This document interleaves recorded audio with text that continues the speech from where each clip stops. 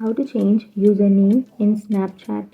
So if you want to change your username in Snapchat, then first of all open up your Snapchat application, and after opening, go for your profile, which is on the upper left, and now you can simply go for settings, which is on the upper right, and here on the second option you will have username. Simply tap on that username, and here you will have your username, right? So if you want to change your username in your Snapchat, then from here you can change your username. You can simply tap on change username, and here it says that your username might become eligible for reuse by someone else in the future. So your username can only be changed once a year. So if you have changed your username recently, then you won't be able to change your username again. So wait for a year, and after waiting for a whole year, then you can change your username.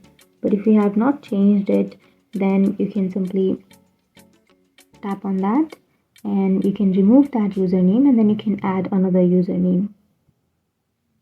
But I have recently changed my username, so I can't change it right now. But if you have that option, if you have not changed it within a year, then you will have an option to change. You can simply change it.